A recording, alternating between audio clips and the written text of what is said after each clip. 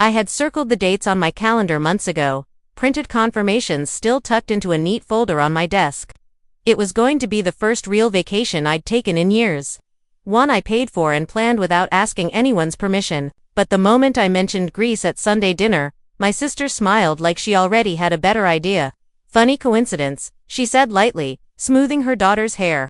"We were just talking about taking the kids to Florida in May. Maybe you could shift your trip a little." The room hummed with expectation, my parents nodding before I even answered, and for the first time, I felt my chest tighten not from stress but from the sudden realization that this wasn't a request. It was an instruction wrapped in family smiles. And I thought quietly, not this time. I grew up knowing exactly where I fit in the family script. My sister, Sloane, was the golden child, bright, charming, the one whose choices were celebrated even when they cost everyone else. I was the reliable one, the daughter who apologized before conflicts even started, the one who bent so no one else had to. When birthdays collided with exams, I shifted. When holidays overlapped with deadlines, I canceled. It was easier to disappear than to explain, easier to earn approval through sacrifice than to fight for space of my own. That pattern hardened over decades until flexibility became my reputation and silence became my skill. But somewhere along the way, silence stopped feeling like grace and started feeling like erasure. Every time I swallowed a no, my sister's life grew bigger, mine smaller. And in that quiet shrinking, the family learned a dangerous rule.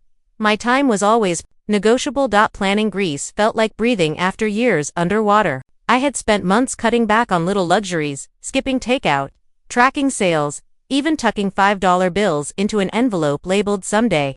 Bit by bit, the envelope fattened into a fund, and then into a folder of reservations, flights to Athens, small family-run hotels, a ferry to Santorini. I could almost taste the olive oil and hear the echo of footsteps through ruins I'd only seen in books. This trip wasn't indulgence. It was survival dressed as adventure. But before the dream could solidify, the guilt trip began. My mother leaned in with her practiced voice of concern. "Darling, you know childhood doesn't pause for convenience. You'll miss precious moments with the kids." My father chimed in about safety, asking if I'd FaceTime from the Parthenon. And Sloane's words arrived soft but sharp. "Some deposits are refundable, right? Just in case plans shift." Each sentence sounded innocent enough, but together they tightened like a net. As if my joy required their permission slip.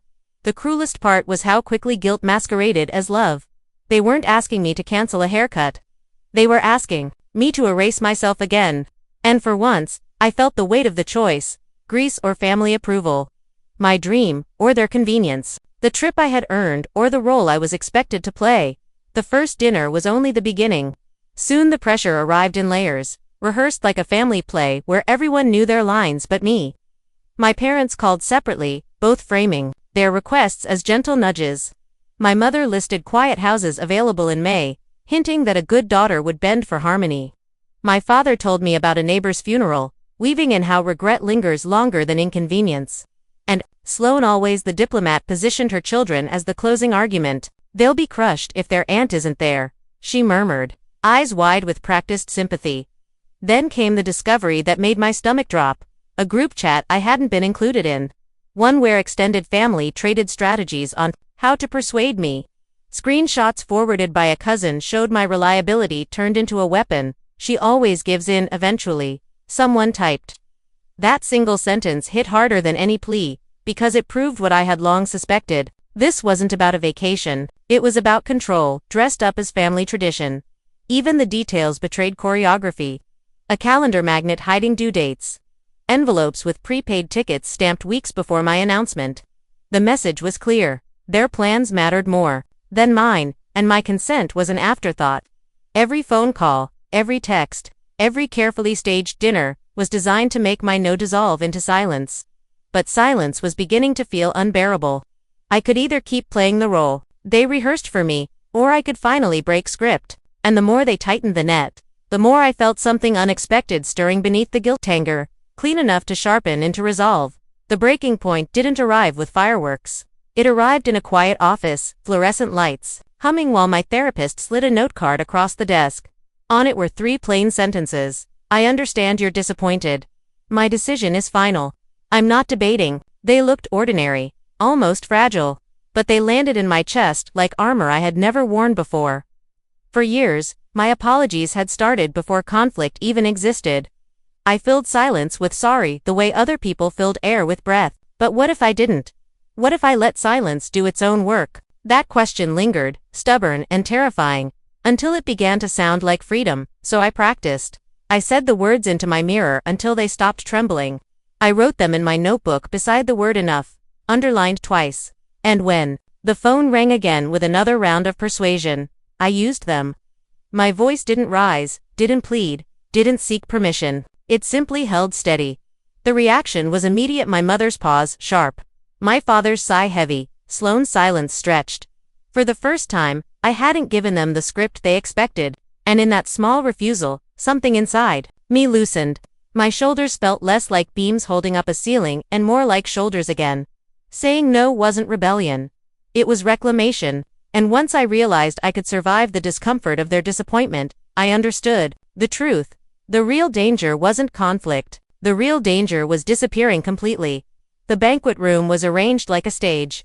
Chairs in a horseshoe, faces multiplied in mirrored walls. My sister's voice carried first, sweetly disguised as concern. It's just that memories don't wait, and the kids will remember who chose them. My mother followed with a story about sacrifices she made as a young mother. Her words polished to sound like love but heavy with obligation. My father added the line he always used: family should come first, and waited for me to nod. But I didn't. Instead, I opened my folder. Inside were receipts with dates stamped weeks before their announcement, a letter from HR approving my leave, and a photo of the calendar corner a cousin had uncovered. Balance due already paid. I placed them on the table, not with anger, but with calm finality. My trip was planned first, I said evenly. The deposits are set. My decision is final. The room shifted. Sloane opened her mouth, closed it, then tried again. But consequences exist when people choose themselves, she warned softly, watching for me to flinch. I didn't. Silence. Spread, awkward at first, then steady, like furniture settling after being moved. For once, I let it breathe. They couldn't fill it with guilt if I didn't surrender my voice. In that silence, the truth landed. Their disappointment wasn't my failure, their anger wasn't my responsibility. And my boundaries weren't cruelty. They were survival. I went to Greece. I stood beneath the Acropolis at sunrise, the air cool and ancient. And for the first time in years, my chest felt open instead of heavy. Each day I sent small check-ins, photos, postcards, short texts, proof that love didn't vanish just because I refused to bend. Slowly, the panic softened. My father began asking questions about history instead of guilt. My mother simply asked for a picture of the sea. Even Sloane, after weeks of silence, sent a message that felt like an apology disguised as practice. We'll ask first next time. What I learned was simple. Love without consent is not love, it's control. And control may masquerade as care, but it always asks you to vanish. I chose not to vanish.